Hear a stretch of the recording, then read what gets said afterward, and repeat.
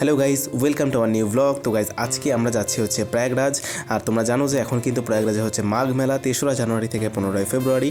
তো দেখো আমরা কিন্তু বেরিয়ে পড়েছি, আমি অয়ন আর অমিয় তিনজনে যাচ্ছি। আর আমরা কিন্তু ট্রেনে উঠেছি হচ্ছে কলকাতা স্টেশন থেকে, কারণ কিন্তু আমাদের শিয়ালদা থেকে যে ট্রেনটা ছিল আজমের সুপারফাস্ট সেটা কিন্তু ক্যান্সেল হয়ে গেছিলো।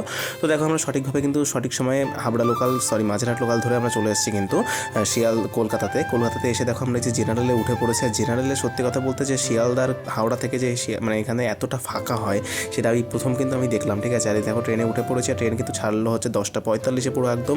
আর এখানে দেখো অলরেডি কিন্তু সকাল হয়ে গেছে। আর আমরা কিন্তু রাতের বেলায় প্রায় বলতে গেলে শুয়েই ঘুমিয়েছি, কারণ জেনারেলে কিন্তু খুবই ফাঁকা হয়েছিল, ঠিক আছে। শুয়ে কিন্তু আমরা ঘুমিয়েছি। দেখো অয়ন কিন্তু ওপরে ছিল আর আমি আর অমিয় ছিল কিন্তু নিচে। আর এখন একটুখানি হালকা টিফিন করে নিচ্ছি সকালে আলুর পকোড়া দিয়ে, সেটা ট্রেনের মধ্যেই কিন্তু বিক্রি হচ্ছিল।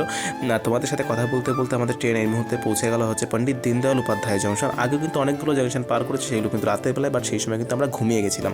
তো তোমাদেরকে একটাই আমি সাজেশন দেবো যে তোমরা যদি প্রয়াগরাজে আসতে চাও তো ভাই কলকাতা থেকে ট্রেন ধরো। কলকাতা থেকে কিন্তু একটাই সাপ্তাহিক ট্রেন চলে, সেটা কিন্তু খুবই ফাঁকায় কিন্তু চলে আসতে পারবে।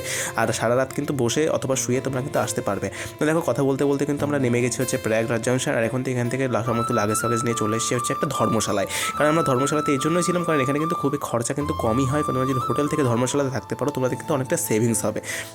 তো দেখো আস্তে আস্তে কিন্তু আমরা সমস্ত লাগেজ ধর্মশালাতে রেখে এবার যাচ্ছি হচ্ছে সঙ্গমের দিকে।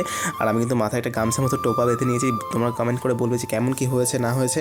আর এখানে দেখো আস্তে আস্তে চলে গেছিলাম হচ্ছে সঙ্গমের উদ্দেশ্যে। আর এখানে দেখো মাঝেও কিন্তু একটা ভান্ডারাতে আমরা গেছিলাম, তো সেটা আমরা তো দেখালাম না।